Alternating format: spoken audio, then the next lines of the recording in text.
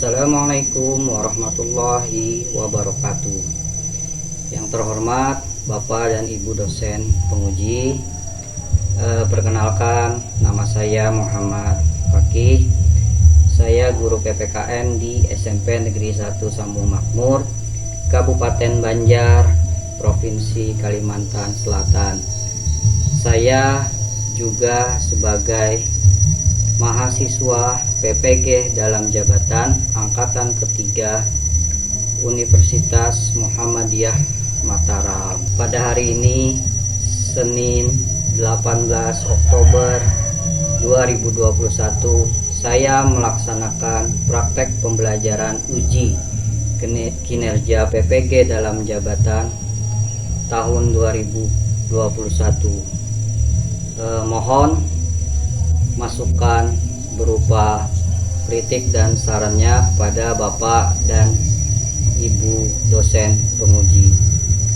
Berikut video kegiatan pembelajaran yang saya lakukan. Terima kasih. Assalamualaikum warahmatullahi wabarakatuh.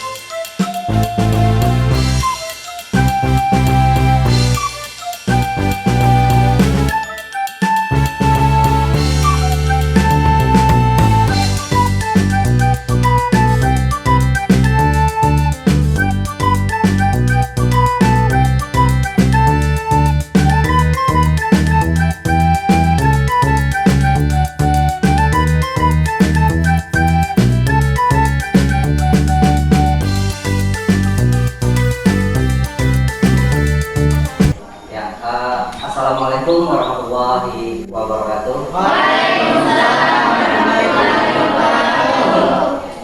Selamat pagi anak-anak semua. Selamat pagi. Ya, ketemu lagi kita pada hari ini pada pembelajaran PPKN. Sebelum kita memulai pembelajaran, alangkah baiknya kita berdoa dulu agar pembelajaran yang kita lakukan nantinya itu memberikan manfaat bagi kita semua dan kalian dapat ya.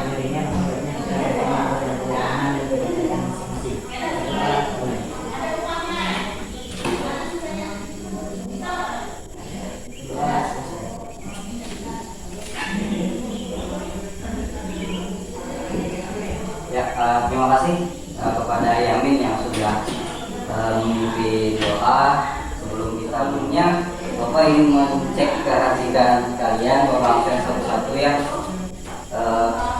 Nantinya siapa-siapa yang hadir, mungkin kalau ada yang tidak hadir. Ahmad Rojali, ya. Kemudian Aulia Ayu Wadira, kemudian Hussein Kadri, Indah, Kosim,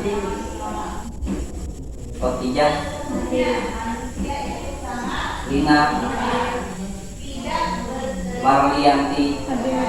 Ya, alhamdulillah semuanya lengkap. Kemudian tidak ada yang tidak hadir. Jadi dalam situasi dan kondisi sekarang ini kita harus senantiasa menjaga kesehatan. Siapkan buku tulis kalian, alat tulis kalian, kemudian buku kalian.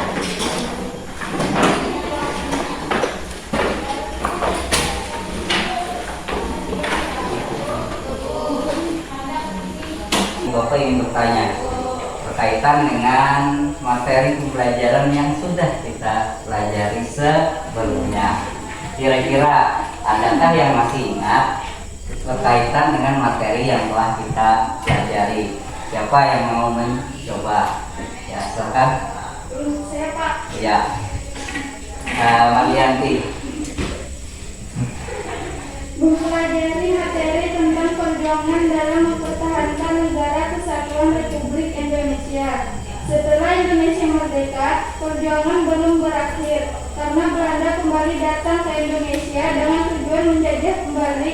Banyak perjuangan fisik yang dilakukan oleh pejuang-pejuang kemerdekaan serta berbagai upaya diplomasi yang dilakukan agar Indonesia mendapatkan pengakuan kedaulatan dari negara-negara lain. Iya, kita berikan berkaitan dengan materi yang sudah kita pelajari sebelumnya, itu tentang upaya mempertahankan negara kesatuan Republik Indonesia. Di pertemuan sebelumnya kita mempelajari tentang bagaimana upaya yang dilakukan dalam rangka mempertahankan kemerdekaan, karena pada saat itu Belanda masih datang ke Indonesia dengan berdalih sebagai penguasa yang sah dan ingin menjajah kembali Indonesia. Materi yang akan kita pelajari hari ini itu yang pertama, yaitu ancaman terhadap negara kesatuan Republik Indonesia.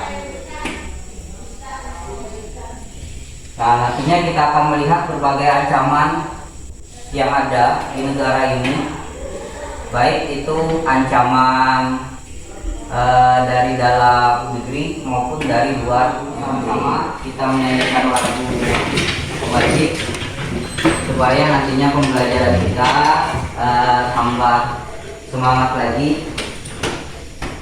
Putarkan dulu, kita bernyanyi bersama-sama. Nah, ini lagunya Indonesia Jaya.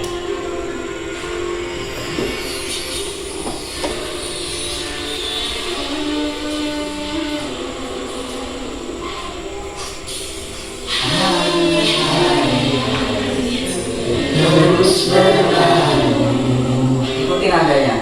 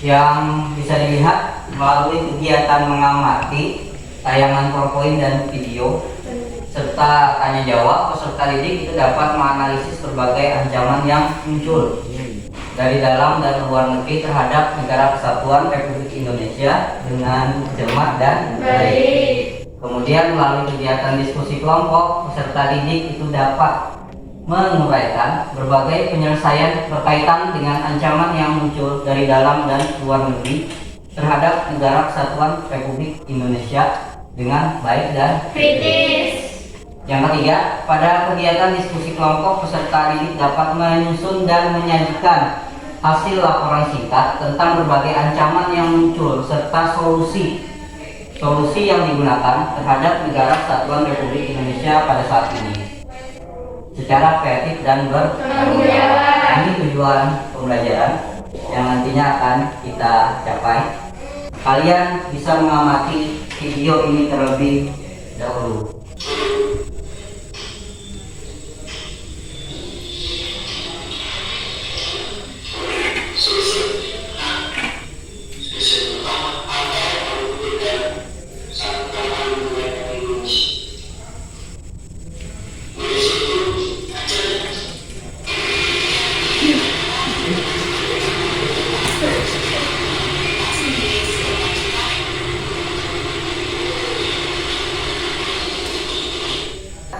Ada yang bisa menyampaikan terkait penjelasan dari isi video yang sudah Bapak tampilkan tadi?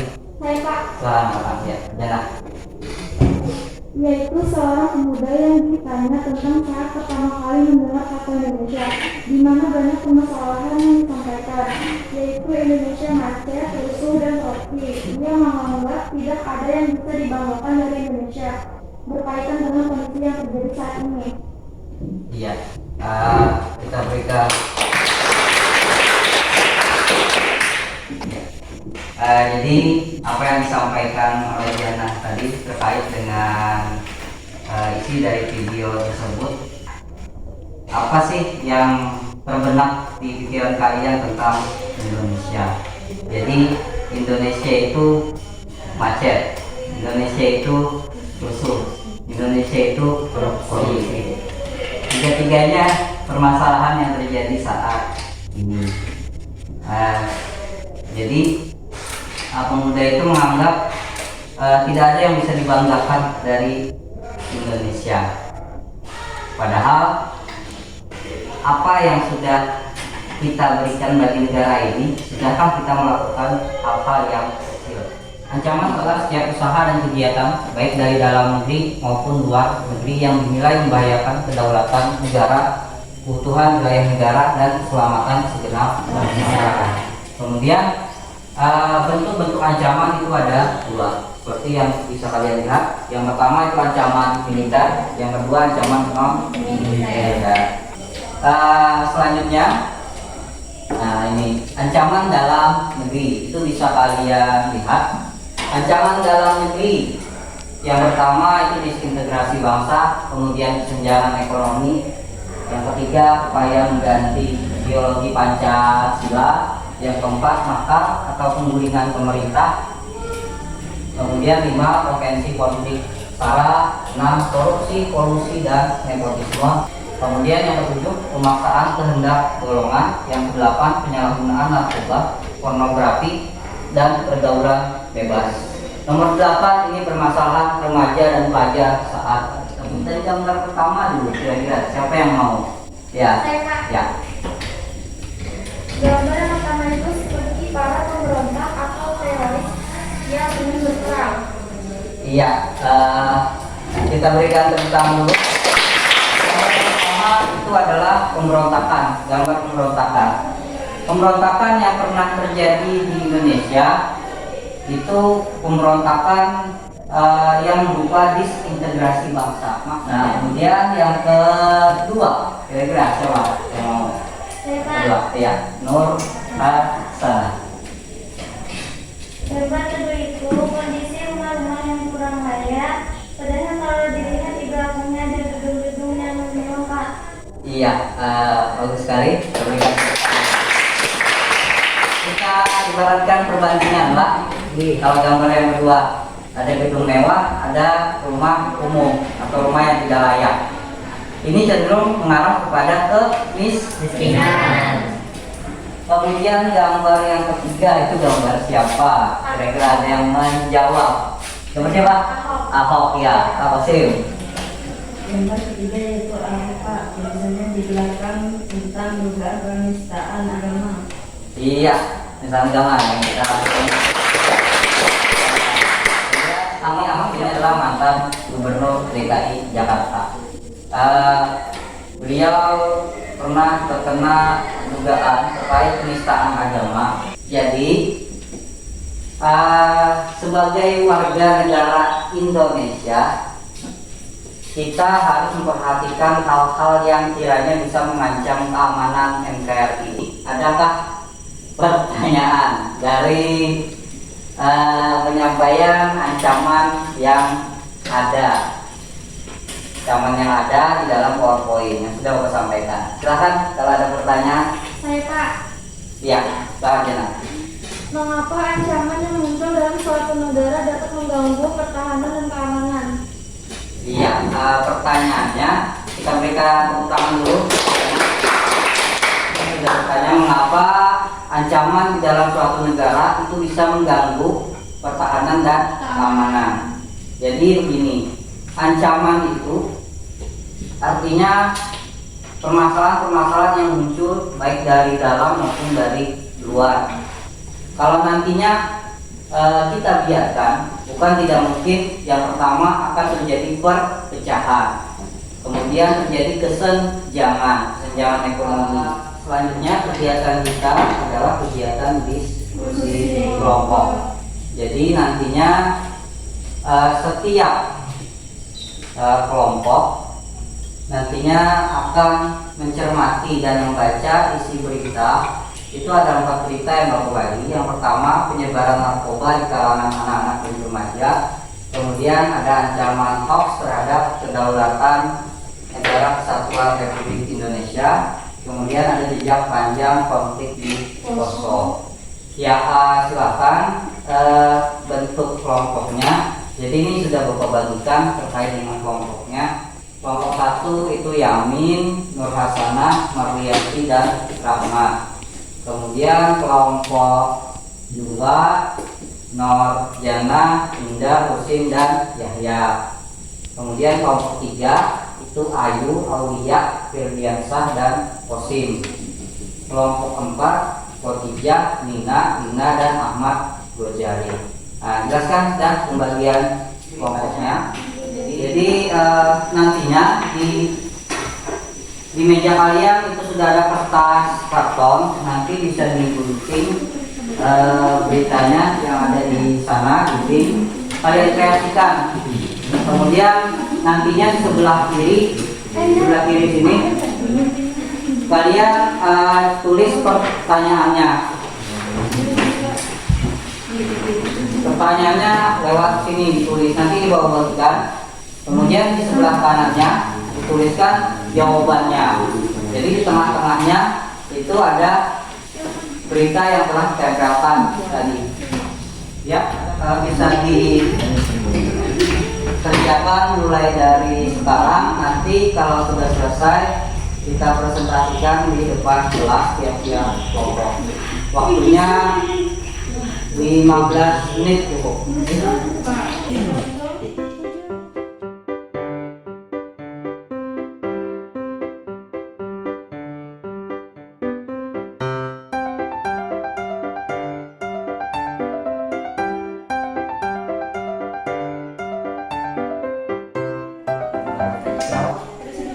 Jadi kalau saya nggak lihat di gunting guntingnya kreasi masing-masing.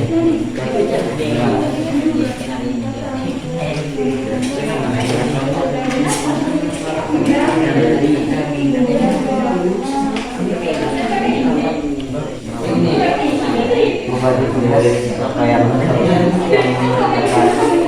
soalnya, soalnya.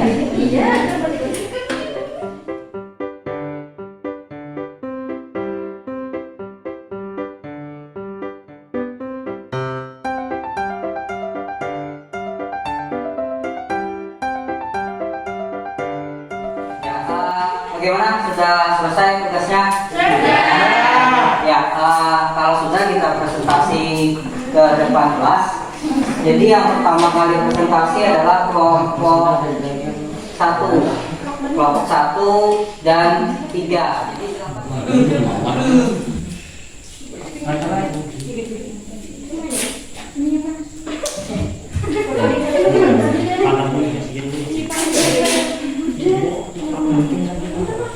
Kenalkan, kami dari kelompok 1 beranggotakan 4 orang, Yamin, Rahmat, Nuraksana, Marjanti. Apa yang menyebabkan konflik di Poso berlangsung cukup panjang? Jawabannya, konflik di Poso berlangsung cukup panjang karena awal mulanya sempat terjadi konflik kemana yang menimbulkan kelompok agama seperti Islam dan Kristen. Dan saat itu terjadi pertikaian antara pemuda yang berbeda agama. mengapa ketegangan yang terjadi di Poso terutama konflik yang berhubungan dengan agama sulit untuk diredakan? Jawabannya, ketegangan yang terjadi di Poso berhubungan dengan konflik agama sulit diredakan karena kurangnya toleransi yang dilakukan oleh pemeluk agama sehingga timbul saling curiga terhadap yang lain. Siapa yang mau mengajukan pertanyaan terkait dengan presentasi dari kelompok 1? Saya, Pak. Ya, benar. Bagaimana tindakan dari kepolisian dalam melakukan pengejaran terhadap polisi, kemudian membentuk tim satuan tugas Satgas Timun Bala yang mulai beroperasi sejak 2016. Operasi ini melibatkan sejumlah satuan pasukan khusus kepolisian dan prajurit TNI. Dalam operasi tersebut, aparat berhasil menembak mati Santoso pada 18 Juli 2016 di sekitar desa Tambana. Kita berikan kesempatan. Jadi berkaitan dengan konflik yang ada di Poso, ini berkaitan adanya isu agama yang dimunculkan. Kenapa? Karena kalau kita lihat di sana ada 2 agama yang hidup, yang berkembang di daerah Poso, yaitu agama Islam dan agama Kristen. Nah, ini yang menimbulkan perbedaan pandangan di mana tiap-tiap pemeluk agama itu kurang saling toleransi atau menghormati terhadap pemeluk agama yang lain. Ya, terima kasih kepada kelompok 1. Kita berikan tepuk tangan. Sekian presentasi dari kelompok 1. Assalamualaikum warahmatullahi wabarakatuh. Waalaikumsalam warahmatullahi wabarakatuh. Ya, Perkenalkan, kami dari kelompok 3 beranggotakan 4 orang, yaitu Ayondira, Aulia, Firdi, dan Qasim. Kami akan menyampaikan yang berjudul Pemberantasan Korupsi di Indonesia Belum Sinergis. 1. Apa permasalahan yang ada dalam berita tersebut? Permasalahan dalam berita tersebut adalah negara yang memiliki masalah terbesar di bidang pemberantasan korupsi yang menjadi faktor penghalang dalam pembangunan ekonomi, sosial, politik, dan budaya bangsa. 2. Mengapa praktek korupsi di Indonesia masih terjadi serta tindakan apa yang dilakukan oleh pemerintah dalam pemberantasan korupsi? Masifnya praktik korupsi di Indonesia tidak terlepas dari peran birokrat atau penyelenggaraan negara dan juga keterlibatan swasta sebagai potensi kekuatan birokris negara. Jelaskan aspek penegakan hukum dalam kasus korupsi yang harus diperhatikan di Indonesia. Ya, jadi pertanyaannya jelaskan aspek penegakan hukum yang terjadi di Indonesia. Silakan didiskusikan dulu jawabannya seperti apa. Pertama, unsur kepastian hukum.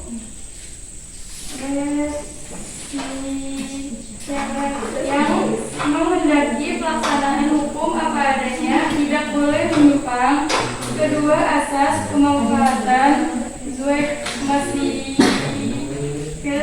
penegakan hukum harus mampu memberikan kemanfaatan atau kegunaan bagi masyarakat. Maka daripada itu, para penegak hukum harus peka akan apa yang dialami oleh masyarakat, sebab jika tidak ada manfaatnya atau bahkan menimbulkan ketidakadilan baru, maka sia-sia hukum tersebut. Tidak semua perkara harus diselesaikan melalui KUHPI. Ketiga, yakni keadilan vertikal, yaitu penegakan hukum secara proporsional dan seimbang yang tujuannya adalah untuk memperoleh kedamaian dan kesejahteraan hidup bersama dalam masyarakat. Bagaimana dari kelompok 4, apakah sudah jelas mengenai aspek dalam penegakan hukum? Ya, kita berikan tepuk tangan. Jadi aspek penegakan hukum itu yang pertama tadi harus ada kepastian hukum. Hukum itu artinya ada sanksinya kah yang jelas atau tidak. Kemudian dari segi manfaatnya, manfaat dari hukum itu seperti apa? Apakah nantinya hanya beberapa saja atau hanya tidak ada manfaatnya. Kemudian yang ketiga dari keadilan, ini yang paling penting. Keadilan itu penegakan hukum bisa dipandang baik di dalam masyarakat. Dilihat dari kasus korupsi yang masih banyak di Indonesia, itu harus ada kerjasama yang baik antara kepolisian, yaitu diwakili Polri, kemudian kejaksaan dan juga lembaga KPK. Ya, silakan dari kelompok 3 ditutup hasil presentasinya. Sekian presentasi dari kami kelompok 3. Terima kasih. Ya. Wassalamualaikum warahmatullahi wabarakatuh. Waalaikumsalam. Ya, selanjutnya kelompok 2 dan 4 silakan ditempelkan dulu. Perkenalkan, kami dari kelompok 2 berjumlah 4 orang, yaitu Indar, Husin Badri, Yahya Nurjana. Tentang penyebaran narkoba di kalangan anak-anak dan remaja. Ya, silakan bacakan pertanyaannya. Apa yang menyebabkan semakin meningkatnya penyebaran narkoba di Indonesia? Teman yang menawarkan tentang kenikmatan narkoba, pergaulan yang salah sehingga terjerumusnya ke dalam narkoba, lingkungan tempat tinggal yang baik, iklan-iklan di media sosial yang menawarkan narkoba sehingga tertarik untuk mengonsumsinya. Mengapa penyebaran narkoba saat ini sudah hampir tidak dapat dicegah, malah meningkat dari kalangan usia? Penyebaran narkoba menjadi semakin mudah didapat serta meningkatkan karena anak SD juga mulai mencoba mengisap rokok. Tidak jarang para pengedar narkoba menyusup zat-zat adiktif ke dalam rintingan tembakonya. Dari kebiasaan rokoklah pergaulan terus meningkat sehingga tergabung ke dalam lingkungan orang-orang yang sudah menjadi pencandu narkoba.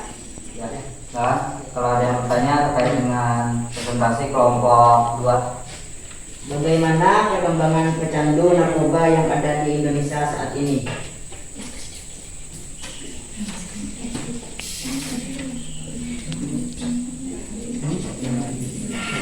Bisa didiskusikan dulu dengan teman-temannya. Baru setelah dapat jawabannya, siapa yang nantinya akan menjawab pertanyaan yang diajukan dari Yamin kelompok 1. Ya, sudah, silakan. Di Indonesia perkembangan pecandu narkoba semakin pesat. Para pecandu narkoba itu pada umumnya berusia antara 11 sampai 24 tahun. Artinya usia tersebut ialah usia produktif. Ya, bagaimana dari kelompok 1? Sudah jelas ya. Nah, jadi begini, terkait dengan penyebaran narkoba di Indonesia mungkin cenderung meningkat kalau kita lihat. Kenapa? Karena dari kalangan usia, terutama anak-anak dan remaja, itu sudah mulai melakukan hal yang sifatnya coba-coba. Dalam hal sederhananya kita kaitkan dengan rokok. Bahkan anak SD aja sudah mulai belajar dengan yang namanya merokok.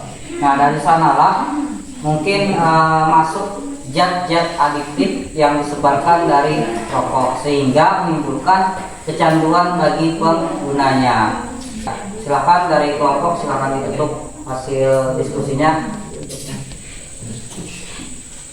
Demikian presentasi dari kelompok 2.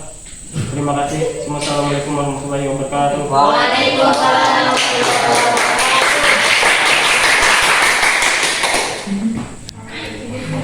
Ya, terakhir kelompok 4, silakan dipersiapkan untuk presentasi. Perkenalkan, kami dari kelompok 4 yang telah mengutakan 4 orang, yaitu Mas Bujari, Wasija, Dina, dan Dina.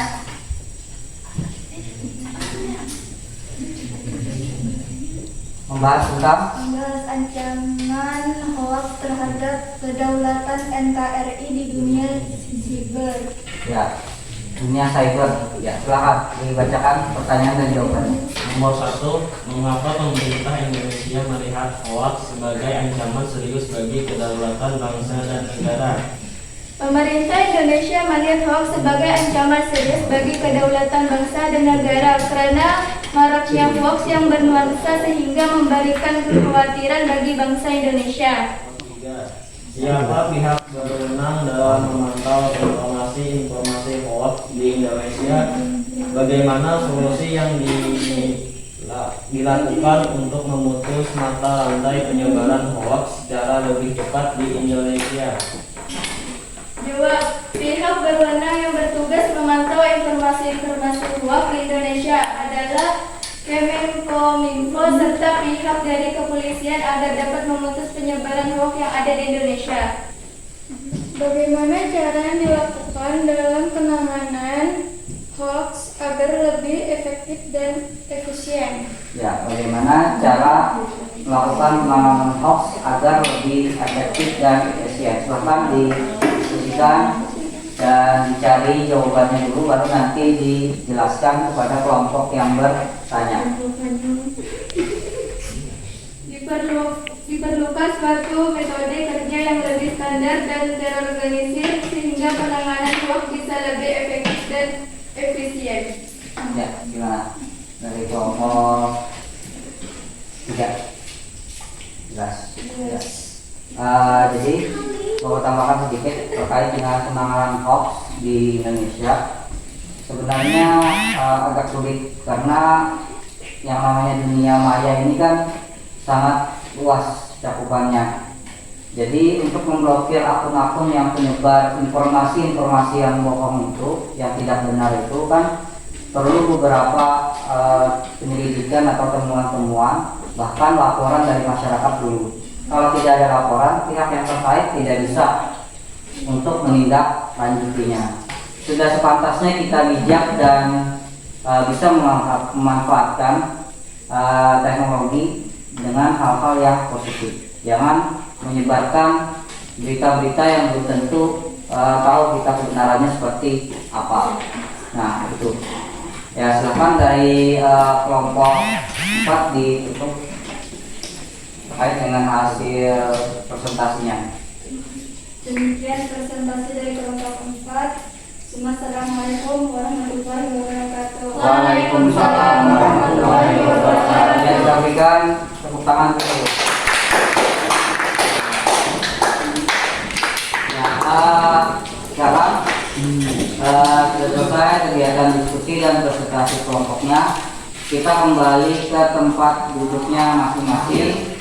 Kita sudah masuk ke kesimpulan terkait dengan kegiatan pembelajaran yang telah kita lakukan hari ini. Jadi sudah selesai. Kemudian gua minta Siapa yang bisa membacakan terkait dengan kesimpulan yang ada dalam materi pembelajaran kita hari ini berkaitan dengan ancaman terhadap negara kesatuan Republik Indonesia? Silakan. Saya Pak. Ya, pekerjaan. Pada saat ini kita sebagai bangsa Indonesia perlu mewaspadai berkaitan tentang ancaman-ancaman yang muncul karena nantinya dapat mengganggu kedaulatan negara serta stabilitas pertahanan dan keamanan, karena kalau tidak dicegah mulai dari sekarang bahkan tidak mungkin ancaman tersebut dapat memecah persatuan dan kesatuan yang sudah dibangun oleh bangsa Indonesia sejak dulu. Iya, kita berikan. Jadi terkait dengan kesimpulan yang telah dibacakan Khotijah tadi, jadi yang nama ancaman ini bisa mengganggu kedaulatan sebuah negara. Jadi sudah sepantasnya kita terutama sebagai pelajar tahulah dan juga bisa mewaspadai terhadap ancaman-ancaman tersebut. Kemudian terkait dengan kegiatan pembelajaran yang telah kita lakukan, apakah kegiatan pembelajaran kita bermanfaat? Kemudian apakah kegiatan pembelajaran kita menyenangkan? Menyenangkan. Nah, kemudian apa ada yang bisa menyebutkan atau menjelaskan manfaat apa saja yang kalian dapat dalam pembelajaran kita hari ini? Ya, silakan. Ya, Jana. Manfaat kegiatan pembelajaran hari ini adalah kita menjadi tahu berbagai ancaman yang bisa mengganggu kedaulatan negara Indonesia, seperti ancaman dari dalam negeri dan luar negeri.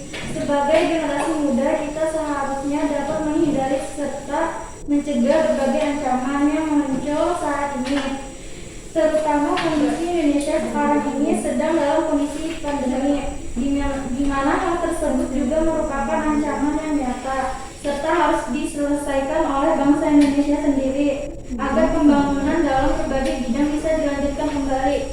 Ya, panjang jawabannya.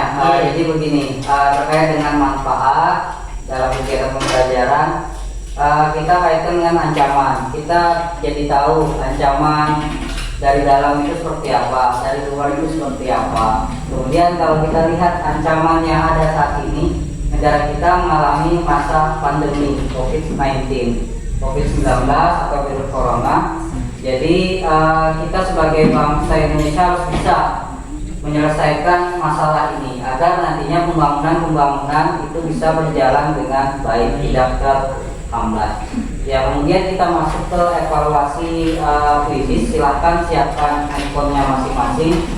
Terkait dengan kode gamesnya sudah Bapak bagikan di grup WA.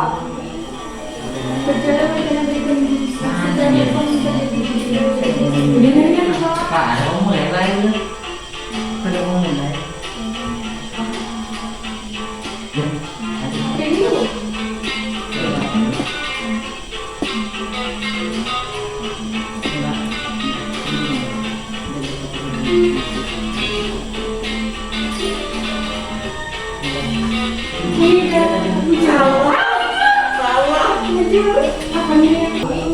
Silakan di Husin, Marjana, Husin, dan Audia yang kita berikan untuk kamu.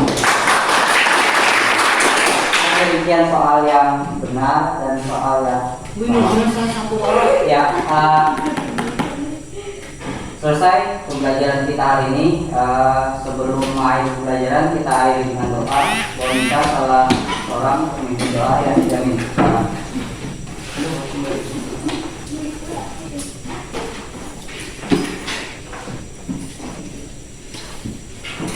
Mari kita beri dengan membaca doa, membaca tema dan pertanyaan masing-masing. Berdoa mulai.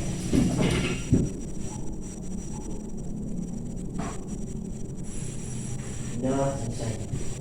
Ya, demikian kegiatan pembelajaran yang kita lakukan hari ini. Bapak mohon maaf kalau ada salah kata. Wassalamualaikum warahmatullahi wabarakatuh. Waalaikumsalam warahmatullahi wabarakatuh.